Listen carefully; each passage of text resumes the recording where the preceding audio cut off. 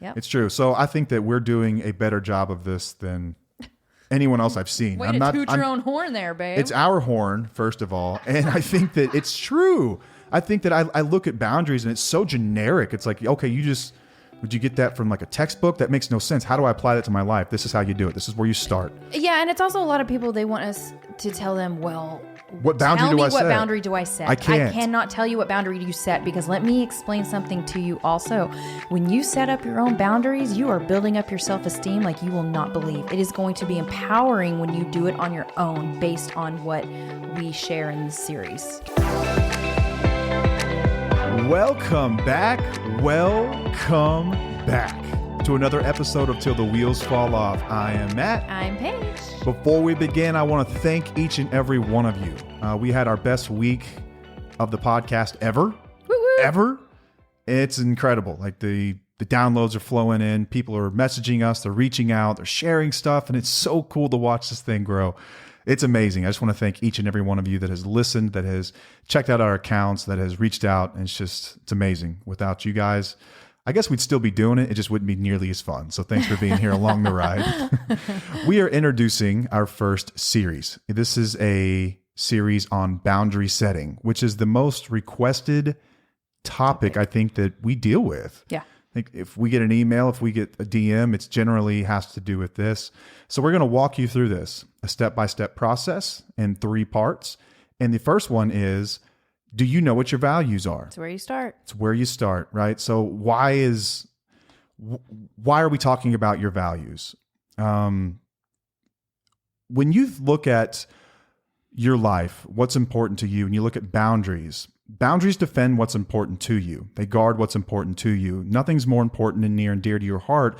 And the way that you operate in the world as your values. Your values really are like, if someone had to ask you what you're about, you would list off your values and then you would drop the mic. Like, that's what I'm about. This is, for lack of a better term, this is what I value. These are the things that I'm about. This is what I look for in other people. This is how I operate. This is how I respond. Your values say it all. It's like the foundation of your home. It starts with your values. So in order to look at like, what boundaries do I set? Let's look at your values first so we know what to protect. Yeah.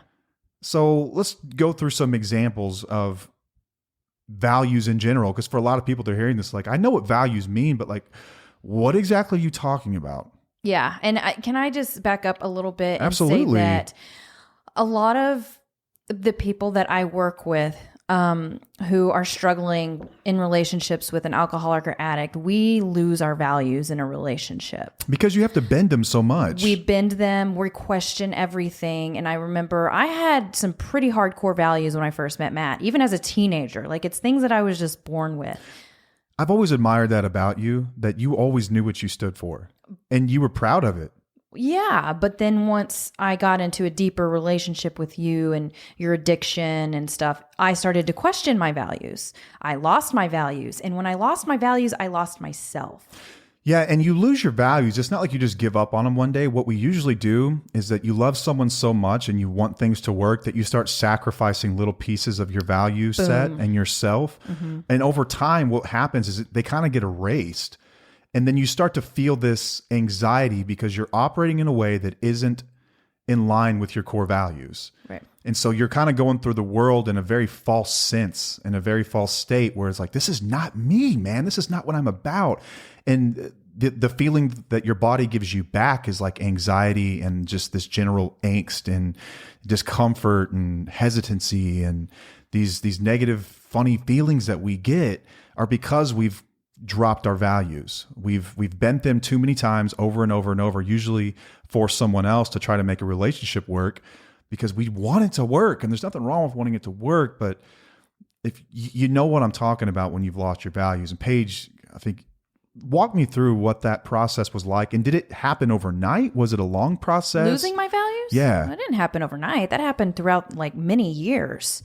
It was just constantly being basically beat down or just, questioning everything that I did. Or when I would like chastise your values. Absolutely. That. Yes. And this happens in relationships that are unhealthy. It's not necessarily like with addicts or alcoholics. It's with people who are mentally unstable, people who are stalled, people who just basically don't line up with your values. Yeah, they don't align with your values. And in our situation, man, I feel like I owe you an apology again. Like I've apologized for this more times than I can count, but for kicking you while you were down and telling you that the way that you live life was wrong in any sort of way, just because it didn't agree with what I was trying to do at the moment. Yeah, but my problem is that I allowed you to do it. So that's my fault. So we're both in the wrong That's here. huge growth for you to be able to say that you allowed it, because in a sense, it's true. And it's really hard to say that, like, as you're being abused, but we always have a part in this, right? Yeah, absolutely. And that was your part. That's my part. Was that you allowed it for quite some time. Right. So we're going to go through some examples of what because like Matt said, whenever we talk to people about their values, they're like, what values? What do I stand for? I don't even know where to begin. Yeah. So we're going to break it down, and we have about 16 examples just for you to start with. Start with these, and you can elaborate on them. You can pick different ones. You can throw these aside, but I think these are pretty general ones that a lot of people hold. Right. All right. So number 1 is going to be integrity, which is, honesty, trustworthiness, and moral principles.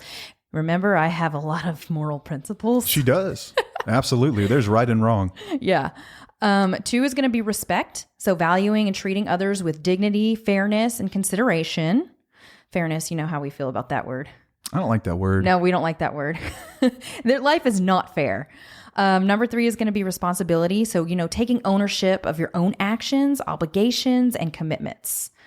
Number 4 is compassion, showing empathy, kindness, and concern for the well-being of others. Number 5 is perseverance, demonstrating determination, resilience, and a strong work ethic. I love that one. That's a great one. Number 6 is equality, believing in justice and equal opportunities for all. I still think there's a gray area with that one. Well, I think when it comes to like social equities and things like that, there's a great place for this. But I think if you're talking to your kids, yes. Like when it comes to parenting, I'm like, fairness. That's a tough one. Yeah, right.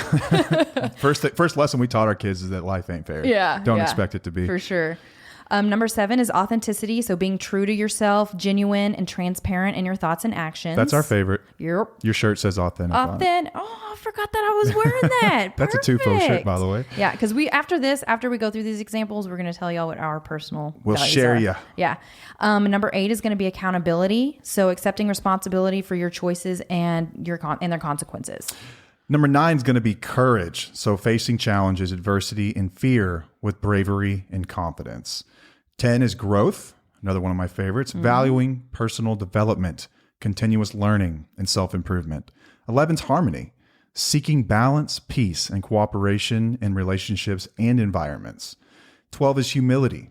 Recognizing and acknowledging one's strengths and limitations with modesty. 13 is open-mindedness, being receptive to new ideas, perspectives, and experiences.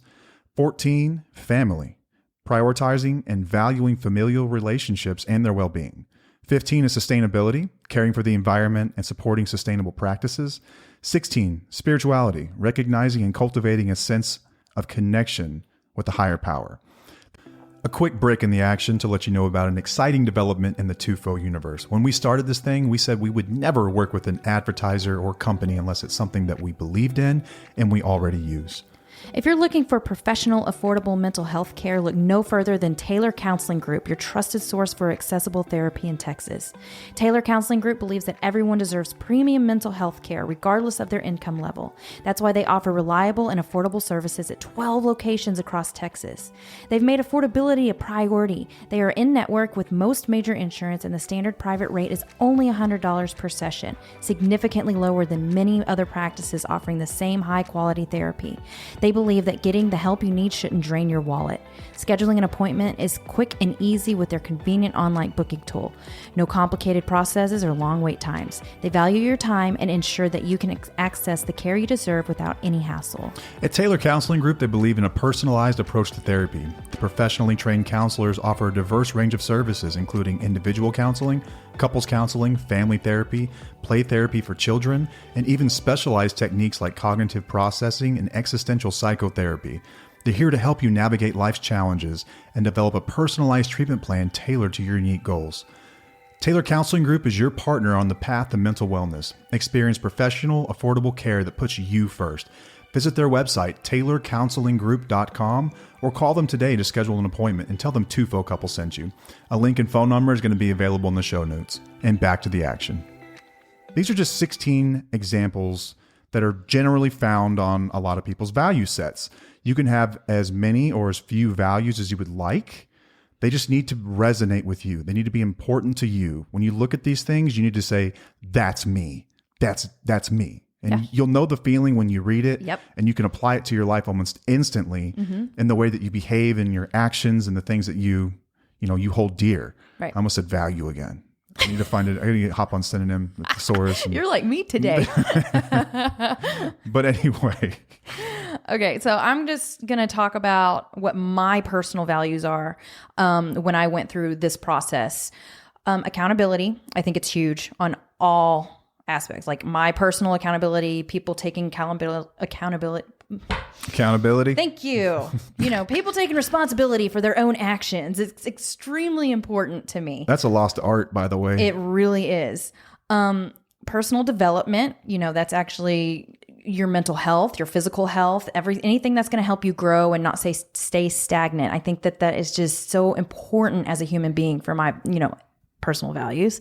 Harmony. This was basically seeking balance and peace and cooperation in your relationships and environments. I think that this is because I'm an HSP and it's better when things are kind of calm because I take in a lot of emotions. So harmony is huge for me in that. I think the key word there that I love so much is balance. Seeking balance. Mm-hmm. Yeah. Integrity. Honesty is so important to me. And that's been one of my values since basically birth. It's indispensable for you. Yes. That one has not changed. Perseverance, hard work ethic. I got that from my dad, I think. It's really huge for people or myself to be, hardworking. And the resilience too. I think that I look at your story and what we've been through, and to say that you persevered and that you're resilient is like the greatest understatement ever. I think that's a really good one for you. You really think I'm resilient? Yeah. What are you talking about? Wow. Yeah. I don't know. I just resilient. never even thought about that. You kind of just I think you're blew my incredibly mind. resilient. Yes. All right. Good to know. And then my last one is authenticity. And that's always been a number one for me too. But I also want to say that values can change. At some point. They can change. They can change over time. They can, but there are some for me that I feel aren't going to change, like the honesty and things that I was actually born with. But I kind of lost them when you were using, but not 100%. Yeah. And as we talked about in the beginning of the episode, it's easy to get in a relationship with somebody or a job even sometimes, or in a new set of friends and be influenced to the point where you start to lose your own values. And that's different than changing. Like you can change your values over time as you grow and learn new things.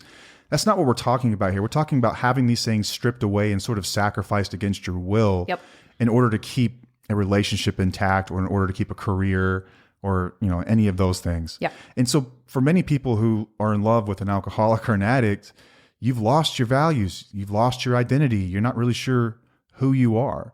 So we want to reiterate again that this is critically important. Like, get out a piece of paper, get a notebook out, and start jotting down what your values really are. What am I about? What's important to me? And think back to the time when before that relationship, like what made life simple at that point in your life? Like what was going on? Like what were you about? Right. So my values are honesty, open-mindedness, accountability, growth, so personal development, humility, spirituality, and authenticity. And we share a lot of the same values, and that's not a coincidence. No. Two people who are deeply in love and care about each other will generally share values. So I would ask, look at your life and your friendships and your partnerships and those closest to you, the people that you really hold nearest and dearest and you can trust, you probably have aligned values. Those that you have trouble with, you probably don't share the same values right now in this moment. Maybe at one time you did, but things can change over time. And this is where conflict in relationships really starts, a difference in values. I was talking about how I lost my values whenever you were using. Well, you didn't have very many values either. No. So you had lost your values as well. I sacrificed every single one of them. Yeah. I sacrificed So we were every both single in the one of same them. boat. We both were screwed up in that area. Yeah. I mean, when you're lying 24/7 to maintain a life of, drug use and drug abuse and alcoholism, like you will basically get rid of everything that's important to you. Yep. And you have to start from scratch and you have to rebuild. This is literally what we both did. This is step one. Yeah. So how do you figure out what your values are if you've completely lost touch? What do you do? Like, how do you begin? All right. We're going to go through a list of things for y'all to help guide you through this process. So first you're going to take reflection. You're going to take the time to reflect on your experiences, your beliefs, what matters most to you. Consider significant moments in your life and identify the values that were present during those times. I think about like significant events. So for me, it was like cleaning up was a big one. But I think another one is for any parents out there, like when your kids are born, life takes on new meaning. If you're a parent, you know what I'm talking about. Like some things that used to be sort of important to you don't matter as much. Yep. Now it's about guarding the family unit. Like that becomes a incredibly important core value for you, where maybe as before you were just kind of in college and you saw your family sometimes and they weren't as important. Like but reflecting on the things that have truly been significant in your life that kind of made you who you are. Like what were your values at that time? Yeah. So look at that. Next, you're going to identify core aspects of your identity. So reflect on the qualities and characteristics that define who you are as a person. Like, what are the traits that you admire in yourself and others? And what aspects of your identity do you hold dear? For me, this is where like authenticity came from as a core value. Because when I think about like what makes me is like, who am I? Like, who am I as a person? Like, what am I about? And like what I found was that a lot of the things that I really believed in, like weren't really opinions that were closely held by other people around me. So it became that much more important to be authentic because it was a value of mine. Like I was a chameleon for so many years, or I was a people pleaser and I would pretend to be someone I wasn't just so you would like me, because my greatest fear in life is that you just wouldn't like me. I wanted friends. I wanted to be liked and admired. And I spent a lot of time doing that. And it means part of the reason I lost myself. And so reestablishing that for me, like this is what I did to get to authenticity and really understand why it was so important to me moving forward in life. Just be me. And I think for you too, right? Yeah, that's what I was going to say. Speak for both of us. We were seriously writing down the same thing, I think, because like, what are the traits that I admire in myself? I have to say it's honesty and authenticity. And that's something that I've always had. Like that's something that's actually part of my identity. Yeah. All right. So the next one is going to be examine your priorities. So consider what your priorities are in life. Is it your family, your career, your personal growth, relationships, spirituality, or something else? Identifying the priorities can shed light on the value that align with those areas. Yeah. And so something I thought of here, thinking back to our previous life, because we've lived like 3 lives together. Think of that like second one where it was kind of like through college and like growing up and everything.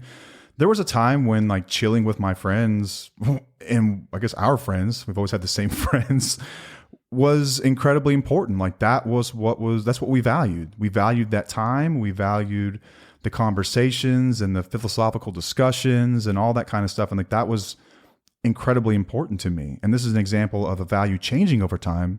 My friends are still important, but my friends aren't the most important thing in my life anymore. Yeah. So examine your priorities at this moment. Yep. At this moment. Yep. It will help clarify where you stand today.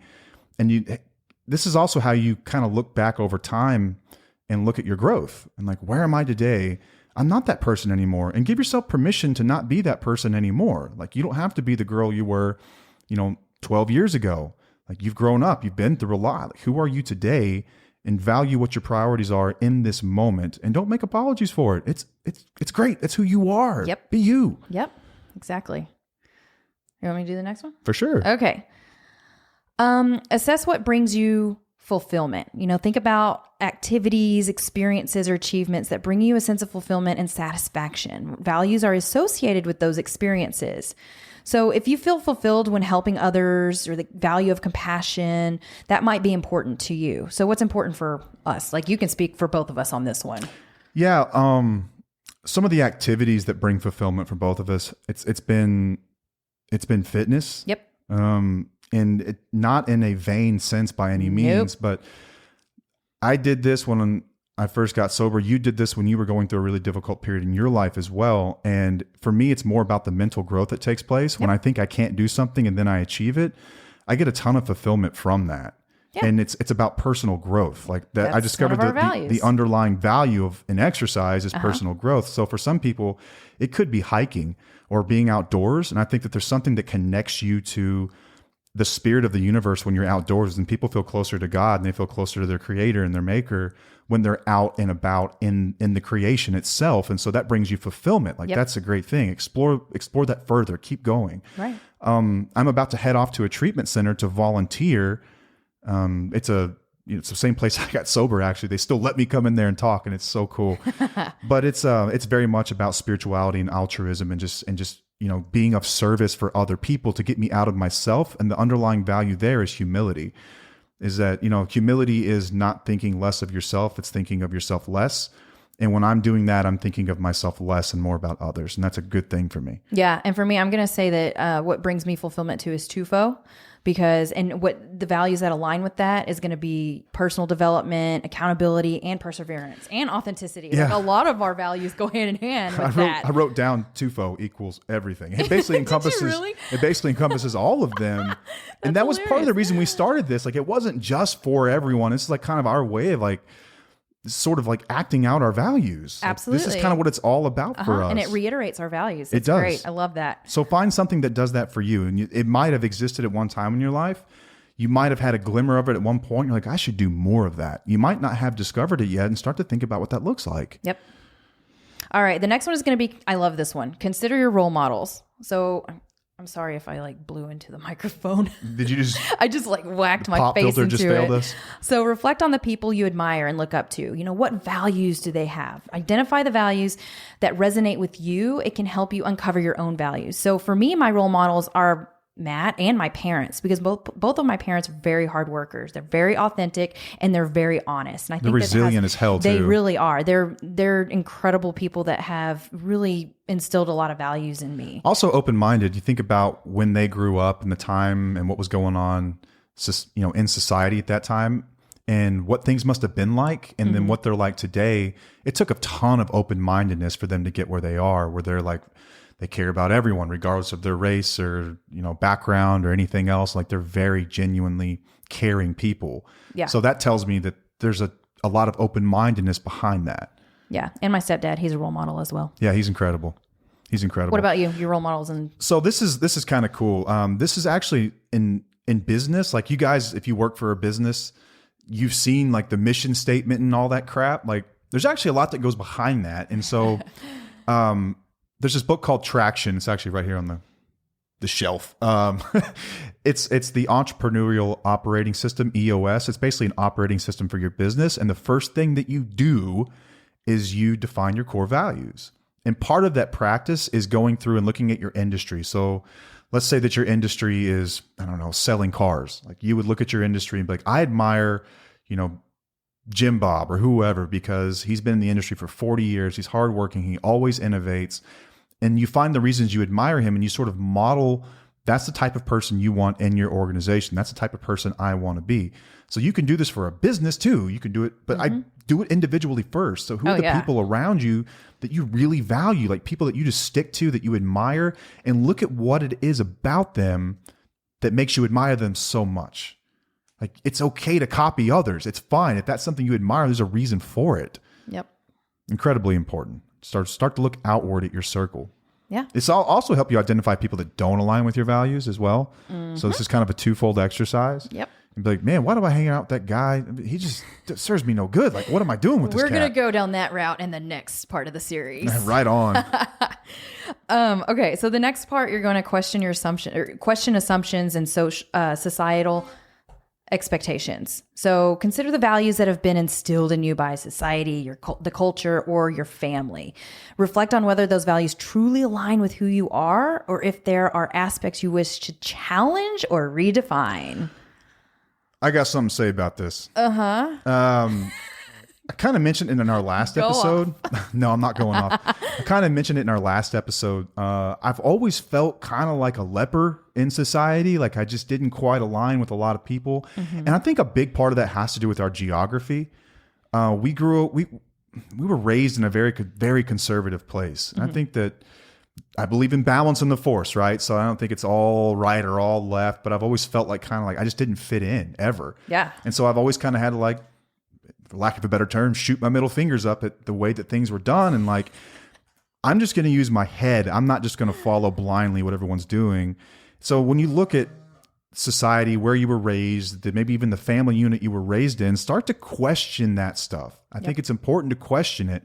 Now, it doesn't mean that you have to go anti everything. Some of that stuff might be great and it might serve a purpose, but not everything. And there's a lot of stuff that's in your identity that is just kind of put there, just arbitrarily stuck there.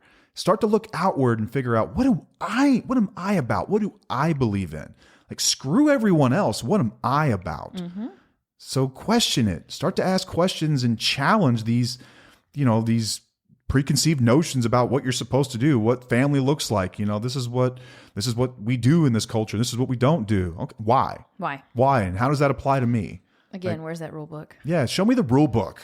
I've been looking for this freaking book for the rest of my whole life, man. I've yet to see it, but so many people apparently read it. Can't stand that damn book. This is why I love you and look up to you, by the way. You've helped me find a lot of balance in my life when it came to that. I love that. We've had those conversations more than I can count. It's like more times than I can count. You would tell me something, I'm like, show me in the rule book where it says we got to do that. Yeah. But that's just what you do. But why? And you'd be like, I don't know. Like, could we not and see what that's like? Yeah. So you've helped me question. And sometimes we fall on our face and fail, but sometimes we find out that, like, wow, okay, this is more about, this feels more us. Right. Yeah. All right. The next part is prioritize and refine. So once you have a list of potential values, prioritize them based on their importance to you. You may find that some values resonate more strongly than others. Refine your list and narrow it down to a set of core values that truly represent you. Core values in general, I think they say 3 to 5. You could even take it up to 7, but refine those. So we had a list of 16 earlier. Some people might say, yeah, all 16. Yeah, I'm with that. Which of those are the most important? Right. Which of those can you not live with? So start to narrow down that list and really hone in on your core values. Right. Try to get it down to 5. Yeah. Just arbitrary number. Yeah. You can challenge that. That's good. Challenge it. So the last part is going to be test and live your values. So put your values into action and observe how they guide your decisions and behaviors. Notice if there is alignment between your values and your actions and make adjustments if necessary. So I was reading this one and looking at it. I'm like, yeah.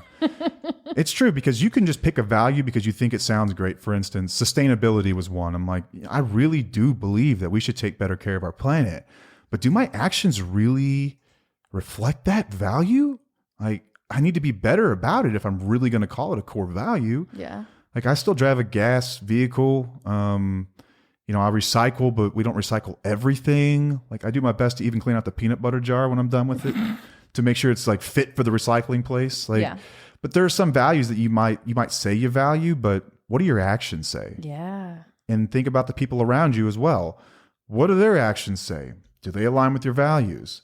Actions have to align with values, or it's meaningless. It means nothing. It's just lip service. It's just jibber jabber. It means nothing. Yeah. It means nothing. So your actions have to align with your values if they're going to make any sense. And so when we talk about testing and living them, start to put this stuff into action. And here's something that is critically important about core values. Like, okay, we're talking about this stuff. Like, why is it important? Your core values will guide every decision that you make from here on out. When you are disturbed, when you're not sure what to do, when you're not sure what decision to make, what's the right decision, what's the wrong decision, the right decision is always related to your values. it always goes back to your values. Yep. When you're unsure, okay, do I steal the candy bar or not? I don't know. Just a stupid example. You don't, because your core value is integrity. It's honesty. We don't do those things. But it's something as simple as that, Yeah, but it it's gets a little true. more complex. Like, well, is it wrong for me to tolerate abuse in my relationship? Well, what are your values? Yeah. What do those values say about that? What do the values say? Always go back to that list. That's your foundation. That's your concrete. And every decision you make goes from there. And like, once again, like I told you, you can do these in business. That's what businesses do. Like great businesses I know with incredible cultures, when they're unsure about what to do, what do our values say? And they go to the drawing board and they make decisions based on their values. This keeps you consistent over time. Yep. So that things you do as you grow always go back there. You can defend these things because they are part of your core makeup. This is what we're really about. It keeps you from flying off the handle.